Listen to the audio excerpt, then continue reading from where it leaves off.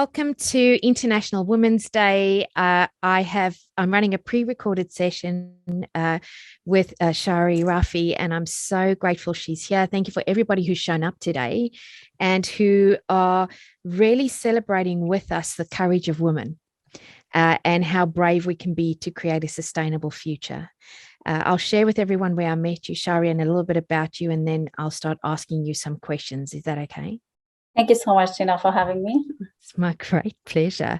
It's my great pleasure. So last year, December, through a mutual friend of ours, Pri, we went to meet some Afghan women who had just arrived here from Afghanistan. And I don't know if my heart was ever touched as much in that moment. So I connected with Shahri, and then I found Shahri on Facebook and on LinkedIn. And so I've started connecting with this beautiful woman that I've invited today. And so let me tell you a little bit about her. Shahri is the managing partner of Lex Global Partners, and they do commercial and corporate law. They also do migration. And am I missing anything? What else do you do? Wills and conveyancing. Yeah, conveyancing. So it's very exciting. And you obviously do the migration piece too. And I can see that just being in your world, you having been born in Kabul in Afghanistan, and now you are living this amazing life in Sydney, Australia, has been a journey. Yes. Truly. And you are brave. And I saw you with women, and I saw you speak to them, and you are brave. And you could see in them and challenge them to be brave. So today I thought maybe you could just share a little bit about your story of Shahri, the little girl living in Kabul, Afghanistan, and just snippets of your life that brought you to this moment. Yeah, thank you so much, Tina, for the opportunity, and happy Women's Day to everyone, to all the beautiful, brave women around the world, and to yourself, Tina. Well, I think we women, we are brave by nature. We are adaptable, we're strong, we're powerful, and mostly we underestimate our capabilities, I think, and our strength. That is perhaps our weakness, but overall we share a lot of similar attributes as women. So hats off to everybody, to all women around the world, and especially to women of Afghanistan, I would say, because Afghanistan has been known the worst place to be a woman, the worst place to be a child, and the worst place to be a woman. So it kind of this day is kind of painful for me, given that I have come from a country that's labeled as the worst place to be a woman. And when I remember myself as a child being born, and perhaps spent a few years of my childhood in Kabul, and that was during the Civil War. We're talking about the post-Soviet era. Now I see the war in Ukraine. It's kind of bringing it back. Yeah, everything is the same. Afghanistan went through the same scenario of being the sort of battleground between USSR and United States. And the same story in 1989, I think the USSR was defeated, and then the Civil War began. And I'm basically a Civil War generation. So I was born during the Civil War, and we had few years of my childhood, primary school, that was heavily disrupted when I was living there. We could only study a few months of school, and then we were internally displaced because of the Civil War. And then eventually the Taliban regime sort of came to power back in the early 90s. And a year before that, we had to evacuate the country because it was getting really, really difficult for my family to live in there. And my father was working with UN, and we were one of the lucky families that we were benefited from the evacuation policies. And we had to leave the country, and we went to Pakistan. We lived in Peshawar for a while. So we experienced migration and experienced Civil War firsthand. Like I remember I was a little girl, we used to live in apartment buildings, but we had to go into the basements. to save ourselves. And I remember when I had my brother was seven days old only, and we couldn't because the basements were not we couldn't take a baby to the basement. He couldn't breathe properly, so we had to stay. My mom had to stay, and we had to take turn to be with the baby, and the rest of the family would go and stay at the basement to avoid rockets being fired. Like, I mean, the distance of between Town Hall and Wynyard, the two groups were like firing rockets and bombs at each other, and people were like stuck in between. So from that to migration to Pakistan, and then coming back after then school, obviously everything was had its own challenges, and like living in a country where basically Pakistan is they were directly involved in all the conflicts in Afghanistan. And I remember that as a teenager or as a child, I never felt like at peace being in there, because I always felt like, well, you're directly interfering in my country's affairs, and now you kind of are rebuilding yourselves on getting a sort of international support, perhaps for in the name of protection for refugees or God knows what. Yes. And kind of I've had that grudge against kind of the Pakistani government, and that didn't let us live in peace either. And when we returned back after the Taliban regime collapsed, then obviously we had a lot of hopes and stuff. And that's when I did my undergrad law and political science degree at Kabul University, with a lot of challenges, because you know how it is, a highly conservative society. Even at university, they would say if a woman will eat or like, I don't know, big ice cream or something, that's kind of a sign of bad girl. Like, I mean, it was highly conservative. The way you had to sit was specific, and who you could talk to, because easily you could get labeled as an immoral or like, I don't know, Western girl or something. And besides my university, I was working with international organizations, because we knew a little bit of English, and then we came from Pakistan. So we were kind of on demand kind of generation, because all the international organizations were there, and they were investing in Afghanistan. The international forces were there. So yeah, I was working with Japanese International Cooperation Agency with the agenda team. Then I started working with World Bank for a while.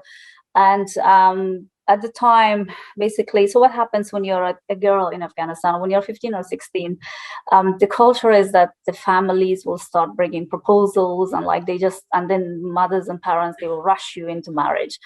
Okay. And I'm just thinking about that going, woo! I know that in itself is, to be honest, very draining for a teenager who has recently discovered themselves, and like they are pushed into marriage. They haven't completed proper education or something. So it's a very similar and common culture. And the same thing happened to me as well. And it was a massive struggle for me to convince my mother that I have to study, I have to complete my education before even considering marrying someone. And I think that kind of led to a lot of clashes between myself, my mother, and my mother as well. But then I completed my education, and kind of it was quite taboo. Still is to choose a husband in Afghanistan for a girl. Even it is for a boy, but for girls it's completely like something that they are completely forbidden to go and to choose someone and to marry, basically. So it's kind of, they will be faced with family backlashes, because I would say more than 80%, 90% of marriages are arranged in that society, and arranged by parents. The families have to agree, and mostly it's between the relatives, close relatives. Okay. It's like cousins marrying cousins, or like, I mean, close relatives. More like within open-minded families, it's a little bit changing. The culture is changing, but it's very slow progression. So that's then. I did have a quite hard time at that phase of my life, and then getting into a very difficult marriage that wasn't of my choice, and going through 7 years of very, very, very abusing relationship, I would say. It was very difficult to come out of the marriage, because and this is the time that I came to Sydney. I got a scholarship. And I came here to study, to do my master's degree. And so it was quite a lot of like the transition itself in a different country, different society, where you don't have any family members. And I was pregnant at the time, and I was doing full-time studies, like with my master's degree. As an international student in Australia, you have to do full-time studies. You have to study full-time, literally. That's how the standard is. And I was working 2 days for a law firm. I think we women, we kind of transition into something, and we find adaptability into new challenges, and we kind of adapt it, and we try to conquer it. We try to adapt it. So otherwise, there's no other option. The other option is to kind of go under the pressure and become psychologically ill, and then one thing follows another, and then you remember that it's too late for anything. You couldn't get hold of your life, and everything's out of control. So you just have to kind of compose yourself, and sometimes it comes natural, or sometimes you have to kind of push yourself to reach that point that, well, now I'm in a new society. I don't have any support system, and I'm faced with all these challenges. What are my options, right? What am I going to do? What am I going to do? Exactly. So I just have to be brave, and I have to face the realities of life, and life throws curveballs all the time. So that was the transition. And so I had my first child, second child, and I started my second degree in Australia. So it was a very challenging phase, but looking back, I think I didn't give up. I wanted to become a lawyer in Australia, and that was my goal. And I finished my JD, which was a 3 years program in 2 years. Like, I kind of fast tracked it. I still had just being the courageous woman you are, you were just going to get on with it, right? I had to. I was like, this is my goal, and I have to use the opportunities. When you come to a different society, and especially when you come from a third world kind of per se countries, like your qualifications are redundant. It's not acceptable. It's not, you can't find job, and there are opportunities for you in here, a new society, for you to grow, for you to utilize the opportunities in a positive way, rather than thinking that, why am I not being recognized in this society, and to kind of drain yourself emotionally and psychologically. You will think positively and say, like, I have so many opportunities here, so many opportunities. I will start from scratch, but it's a good thing because I'm growing. And you see that in that process, you grow, rather than see that as a challenge that is holding you back or making you feel humiliated, whatever that is, the perception. You kind of change it, and you go for it, and you grab any opportunity to any opportunity that is there for you to grow as a person. And then once you put all the effort, and if something doesn't work out, then at least you're at peace that you gave it your 100%. So that was basically my plan, and I didn't give up despite of a lot of challenges in my personal life, and with having kids and no support system around. But I finished my law degrees, and I got admitted in 2013. But you can, Tina, interrupt anytime if you want me, if I'm talking too much. I love the story, so I'm going to ask you a quick question. So Sure. Now you're in Australia. Yeah. You're in Australia with your 2 small boys. Are you here alone? In Australia, I came pregnant with my 2 boys. With my first child. Okay. So I was 2 months pregnant when I came here. They were born and raised in Australia, so they were born in here. But I came with my ex-husband. Okay, so as I look at this, I want you to quickly reflect on something.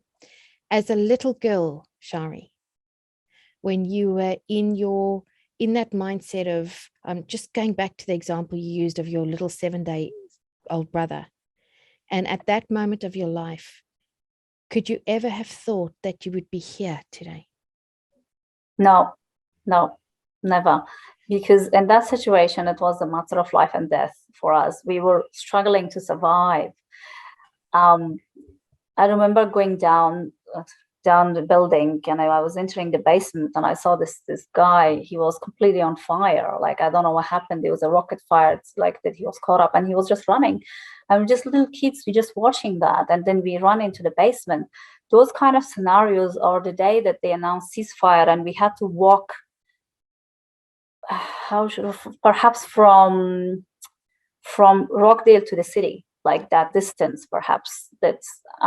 We had to walk. We had to walk, or from airport to the city, I think that distance, or more than that. We had to walk to safety. There were no transport, and we were just very, very young little kids, and we had to just cope with the pressure and keep up. So those times, I don't think anyone would have thought that we will literally survive, or will end up in a country like Australia, or or the person that I am today. It's just that in that moment, no, definitely it was a matter of survival for me. So as part of today, we are also talking about This Little Girl Is Me. And I think if we can inspire hope and courage in girls and women alike, to know that they can be anything that they want to be. Yes, yes. That is powerful. Definitely.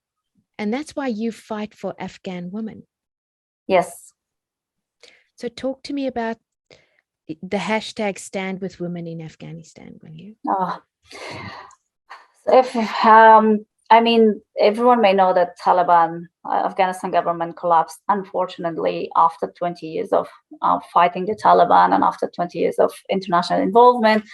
And finally, unfortunately, the international community, led by the United States of America, they just completely gave up and they abandoned Afghanistan and its people. And they said, we are done with this country for whatever political reason that they had. They left, and the Taliban has taken over. And based on the Taliban mentality, which you all may have known, women do not exist. Women have no existence except for someone who can cook for a man and bring children, perhaps within the household, within the four walls of a home. That's basically role of a woman can be described under the Taliban regime. So since they have come to power, they have closed schools, universities for women. Women cannot work outside, and they cannot even travel without a male, they call mahram, or a male family member who's the husband or a brother. So literally women do not exist in the society, no political activities, civil activities. And there are some women, some very, very, very brave women. I think if we want to find the definition of brave, you look at those few women, maybe 10, 15 of them, that they come to the streets and they are at the gunpoint, literally. Taliban are holding gun at them. They kidnap them. They threaten their families, but they still come to the streets and they're still shouting and they're still trying to attract protesting the community, protesting on the streets peacefully. They're protesting peacefully. And the hashtag of Stand With Afghan Women or Women in Afghanistan it was a campaign that was initiated by one of these women protesters, like the head of them, like basically the woman who was who organized it initially, but now she's outside the country because she had to speak at UN on behalf of these girls. She launched that. And so basically what we are trying to do through these social activism or protests, we want to bring it to the world attention, to every individual woman around the world, that it should matter to you. If today you accept millions, 17 millions at least, of Afghan women to be detained, imprisoned at home, just alive, without women who are ambitious, who are brave, who want to study, who want to become like specialists, doctors, engineers, lawyers, judges, and journalists. It has been almost 7 months that they are in detention. They are like in imprisonment. What is their fault? What is their crime? Just they're women. That's it. But these women are trying to fight for them. But recently they kidnapped many of them. They tortured them. They tortured their families to silence them, and they have been raiding homes. And apart from obviously other issues, apart from poverty, apart from millions on the verge of starvation in Afghanistan, women issue, I think around the world, globally, and at least this 8th of March, if this day is not symbolic, we have to remember the miseries and the tragedies of millions of our sisters living under tyranny of the Taliban regime in Afghanistan. And it should not be okay. We all have to feel concerned, just because we're all women, and we have to fight. If we normalize the situation, if we let all these male politicians sacrifice millions of women for whatever reasons that they justify it, it should not be okay. We have to continue. We have to be with women of Afghanistan, and we have to fight, and we have to support them. I'm breathing. It's hard, and it It's has hard been because very, very emotional for me, Tina. Like it's just draining. I feel helpless in so many ways. I can't tell you that feeling. I think since the collapse, it's just so emotional. You saw that the session we had with the woman, the entire, like everyone was like just crying, including yourself. Oh, It's I just cried. that Yeah. the feeling that we can't do anything. The feeling, the disappointment of like our own generation. Imagine a child, a girl who was just born. She's 20 years old and she doesn't have any memory of the Taliban. It's a new generation, girls or boys, and they're like all of a sudden faced with these zombies. That they are just like walking around with guns and killing people because literally they don't dress them like the way they want them, or they're just going out to. A woman was beaten just in the public, beaten like in a way that they have like they lynching just because she went out to do grocery shopping without any male company, and because the Taliban had killed her husband a year before, and she has nobody to go out and do shopping for her children. She had to go, and she was beaten in public. She was lynched. So those kind of examples, and there are like so many of them. Like, and just how can you survive being a widow in a society like that, being a single woman in a society like that, let alone anything else, even if you don't worry about education or work? I mean, how can you even survive to go out? You can't. Like, it's that level of imprisonment we're talking about. And it's 7 months in 21st century. This is happening. And it's just so painful that people think, okay, well, it's Afghanistan, it's always war, always misery. But I mean, we have to feel concerned. We have to go on the streets and raise our voices. We have to speak to our MPs. We are the people, and we have the power, and we are your women, and we have to feel that sisterhood, and should not leave our sisters alone, because this is quite painful. It's beyond words, to be honest. And this is why you have a calling here to use your voice. Yes. To tell the world. Of course, I would love everybody to try and connect with you and to see how do we support, and we'll do the hashtag for those who'd like to take part. Of course, it's totally optional. I want to ask you another question. The women that we met in December, some of them were the people that we saw on the news fleeing Afghanistan to get on those airplanes. Yes. Are there any brave stories of women that come to mind right now, of one or two women that you can just share to inspire bravery? I have been mostly in touch with a lot of women judges because because of my profession and background, and I was involved with women judges in 2013 or 14 when I went back for a year. I was representing International Association of Women Judges when we had capacity building programs for the women judges in Afghanistan. At the time, we had more than 200 women judges. So women judges, prosecutors, defense lawyers, because Taliban released all the prisoners. First thing they did, they released thousands of prisoners from prisons. And who are they targeting? The judges, lawyers, prosecutors, like whoever will come first. So they were under severe sort of threat, and they had to be evacuated as soon as possible. And that's why we got in touch with Australian Women Judges Association, with International Women Judges Association. They all kind of tried to rescue as many women judges as they could, but obviously we have hundreds of them. So there's a lot of them are stranded in third countries at the moment, waiting to be evacuated. So with the women judges who have come here, the stories are like really, really painful. The way they had to wait for months. Obviously, I was in touch with 3 of them at the time the Kabul airport crisis were ongoing, and which is not unique to them as being women judges, was like everyone was faced with those crises, because you would go to the airport, and my own family, including my parents, were there in the first 1 week. which obviously is like, it was nightmare, and I don't want anyone to be in that place to feel like your parents are in a war zone, literally, and my parents and 3 siblings. And these women as well, and they couldn't get to the airport, and they had to spend 2 or 3 nights in a storage. The smell, the dirt and everything, and just to cross and get to the airport. This was a fight for survival. This was a time that even, like, one of them told me that literally a Talib came and shot people just right in front of my eyes.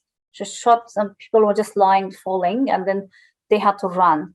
And then on the day that my family had the chance to get to the airport, and they crossed through the sewage as well, and it's only 30 minutes after the flight took off, that massive bomb blast occurred in the same area, in the sewage, and that gate they call the Abbey Gate, where they were standing, they're waiting. Just 30 minutes difference between my family being there, literally physically, and that suicide attack happening is still traumatizing for me when I remember that.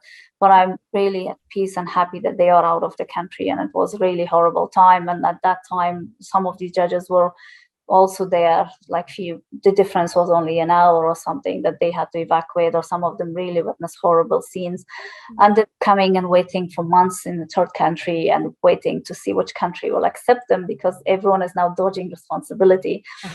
No one wants Afghans. No, we want refugees, but from different countries, not from specific part of the world. Unfortunately, that's what's happening. There are a lot of promises that countries, 40K this country, 20K this country, Australia, like it's quite unfairly, it was 5,000 initially, but now they have increased it to 15,000, but that's over 4 years. It's really insignificant number. But anyway, so waiting in third countries had its own challenges from every angle that you assess psychologically. And these are people who had fairly reasonable, decent lifestyle and in the past at least 15, 20 years. And then all of a sudden, they had to just leave with one bag and leave everything behind, leave loved ones behind, whoever that could come. They just could take with them that elderly or people that's left behind. They were left behind. And now that's even not available. There's not any evacuation flights. They're like literally thousands of these people are stranded in third countries, in Dubai and Abu Dhabi. And so these women, I think they were really the change makers, the women that you saw the other day, and these Afghan women judges, because the judicial system in Afghanistan is highly male dominated. And for these women to be the change makers, to come out and to kind of convince that a woman can be a judge and make determination, final decision or judgments on a matter. It's in a highly conservative country. That's really, really a massive change. The mentality is that women are emotional; they cannot make any judgments, rational judgments. So that is a dominant mentality, especially in the court system and judiciary. It's like women cannot be a witness, women cannot do this and that. Like this, just dominant. It's applicable. But for these women, for 200 plus 300 women to become the judges and then kind of bring that change, but unfortunately, none of them still, they're not in Afghanistan, not any of them, because of a high risk. They were posed not by only Taliban, but by the prisoners that were released. They have to be evacuated. Most of them are in third countries. Some of them are in Australia. Most of them are being accepted in Canada. But yeah, we see how they go. Okay. So I'm sitting here with you and I feel your heart. And it's International Women's Day. We're streaming this out to everybody who's dialed into the session. And if those women are so brave, maybe we can be called to be brave. Yes. We're all brave, Tina. We're all brave. We just have to appreciate our strengths. We should understand that even if it helps to compare, perhaps, if I'm, for instance, a teenage girl sitting here in Australia, in a country where I can live peacefully. I can go and do my grocery shopping, education, work, everything peacefully. At least I don't have to worry that my child is going to school and he's coming or she's coming back alive. So even if comparing sometimes helps, if comparison helps, at least see yourself in that. Appreciate, I think, the blessings that we all are blessed with in a country like this, where like millions of people dream of being in the situation that we are. But unfortunately, I see a lot of teenagers and young girls, they go under the psychological pressure of perhaps, oh, why my eyes don't look like this, my nose, and like they get pressurized by this whole media perception of beauty, and that or break up from one boy to another boy, and then that kind of psychological drainage of that. I think if you see the struggles of millions of girls in countries like Afghanistan, you will know how blessed you are. And overall, doesn't matter, we women, wherever we live in a country like Australia or in Afghanistan, we should not obviously minimize anyone's pain or journey in life, because we all go through our lives based on our experiences and based on whatever capacity we have or the upbringings that we have. So we are not minimizing that, well, you're in a prosperous country, you should not feel pain. We're all human beings. We feel pain. We all have our own capacities and the standards. But at the end of the day, we should realize that no matter struggles are part of life, but it will make you only stronger and stronger, more resilient. So welcome them. Welcome pain and welcome challenges in life, because life is full of challenges. That's a reality of our being. We have to face them. And women, naturally, we are very resilient. We are very brave, and we just have to tap into those strengths, however possible, with whatever support system or means possible. And what I'm hearing, though, you've used the word sisterhood. Yes. Maybe it's time we really stand together in whatever that looks like. True. Very true. Very true. If we don't stand today, if we normalize millions of women being imprisoned for just being women, nothing else, educated women, girls with so much ambition that want to go to school or universities, if we normalize that, we will lose the whole value of sisterhood. We have to talk. We have to use every avenue possible. Simple as social media. We all can be advocates of peace around the world. We should not be irrelevant. We should feel concerned, and we shouldn't feel like, okay, it's just a country that always suffers from war or whatever. Oh, it doesn't bother me. I just go to my school, my uni. I have my own problems in my life. I don't want to be bothered. I think they say there's a nice saying. I think they say the world suffers not because of the evil and cruel people. The world suffers because of people who remain silent and the indifferent. So I think we have to feel concerned, and we have to value the concept of sisterhood, because we have achieved so much today. It's because of all those women who fought for us. Yes, we have our rights. We have, imagine we live in the early 19th century. We didn't have the right to vote, even in very advanced European countries. If those women were indifferent and they just minded their own day-to-day lives and business, and they didn't give sacrifices, and they didn't fought for us, we didn't have our lives today the way it is. Like, we women are equal. We have a lot of good qualities, good capacities that I feel we are not even equal to men. We're better than men.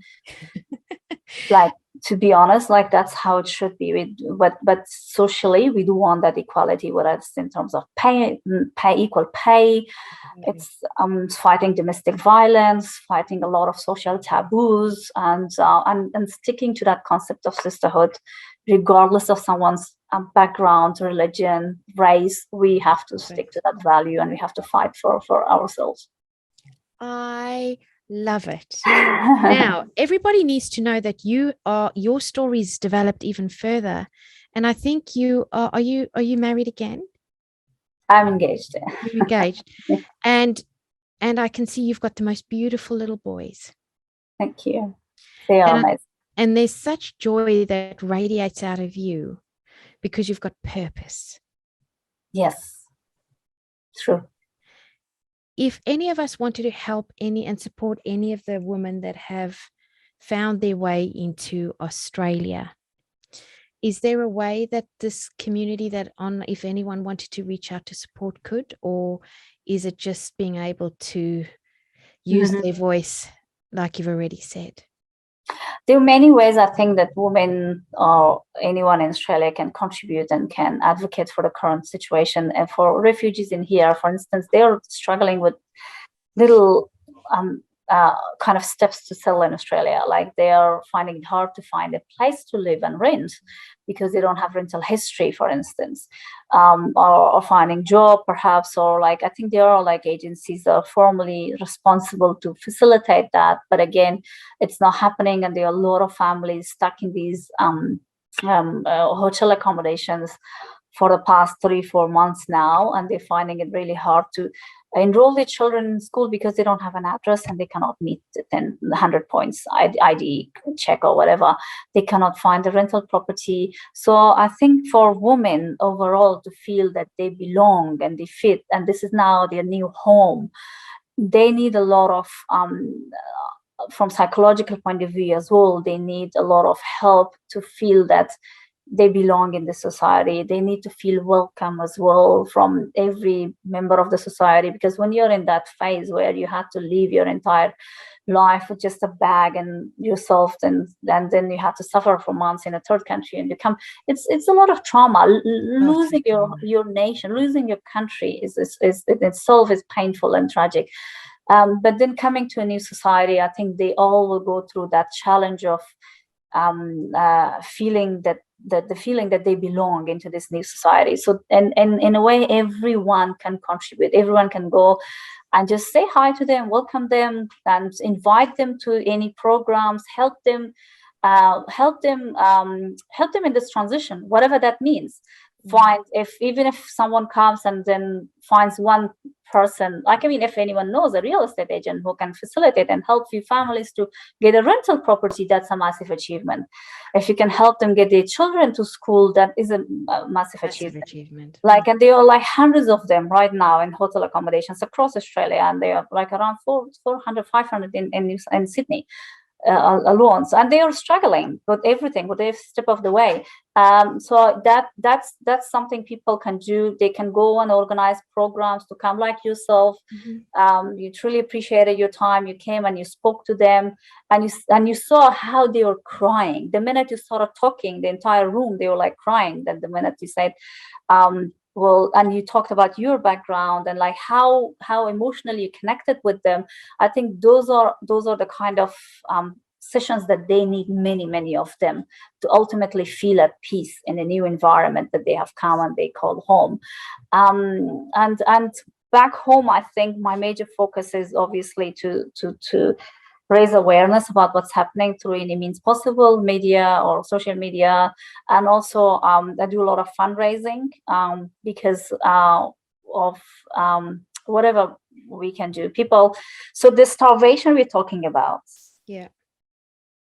women, children, women, they're selling the girls. I saw that, actually. 8th of March, families, they're selling their 12 years old, 13 years old girls just for a few $100s to feed the rest of the family. And now that they don't have any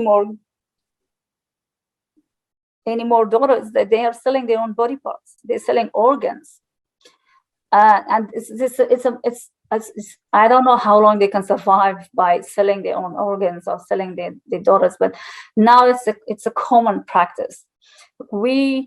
I mean, as a woman, like, how can we not feel concerned when a 12 years old is sold for only $100, $200 to a 45 years old or 50 years old man? And nobody can do anything, because and that family can't do anything because they have another 5 or 4 or whatever, how many numbers to feed.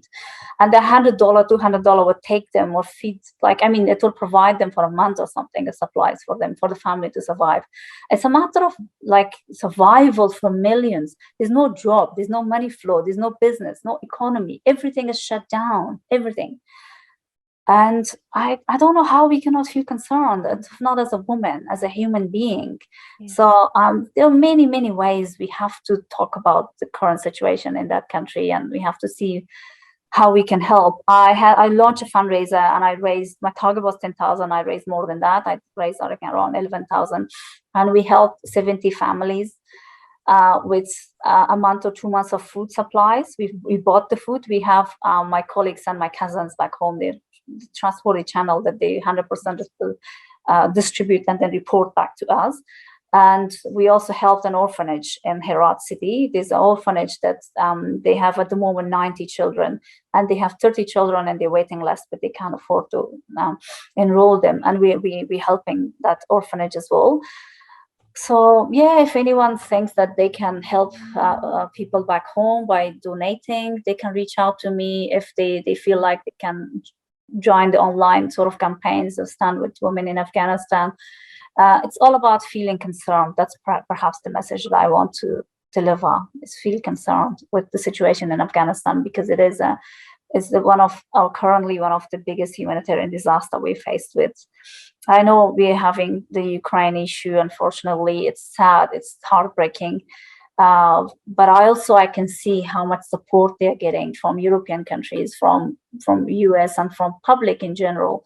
And unfortunately, Afghanistan is not. It's been isolated, and it's suffering. People are suffering, unfortunately. So today you've been brave. Thank you. Yes, I love being brave. I love challenges in life, and I love conquering challenges. Well, as I said, you've got a great calling. Thank you. And you've inspired me again today, as I know you've inspired everybody who's listened to you. Thank you so much, Tina. And I'm so incredibly grateful that you have shown up today. You've reminded us that we can be who we need to be, and that we can use our voice to support a sisterhood with a sustainable world. Yes. And that is most important. Yeah.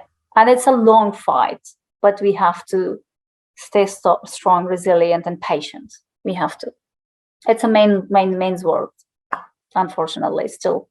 Strong, resilient, and patient. Yes. Look, and at the same time, take care of ourselves, Tina. Sorry to cut you. Oh, no, please. We women, we have to prioritize ourselves selfishly.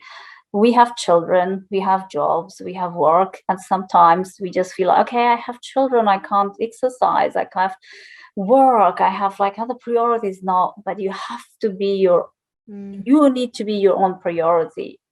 That's the concept, the perspective that you have to live by. Even if it means 20 minutes of exercise, it doesn't matter. Meditation, exercise, taking care of your health, health and well-being. Because if you're healthy, then you can be there for people that love you as well, for your loved ones.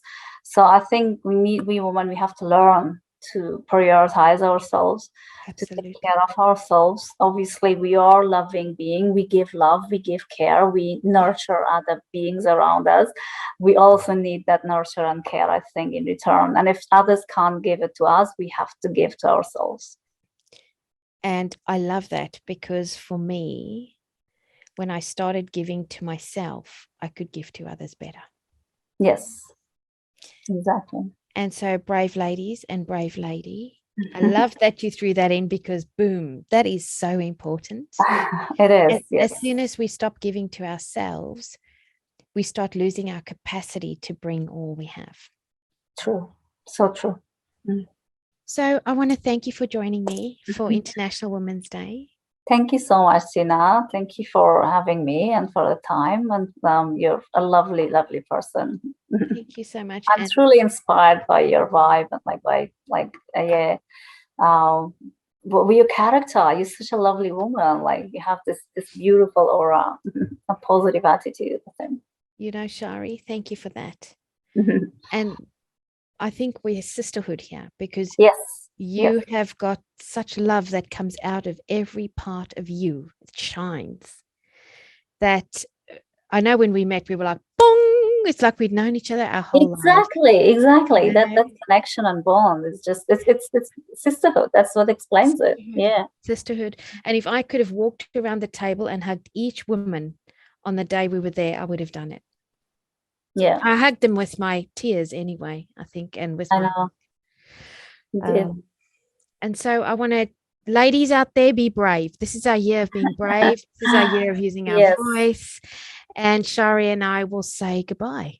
Thank you so much, Tina. Thank you. Appreciate it. Thank you. Take care, everyone.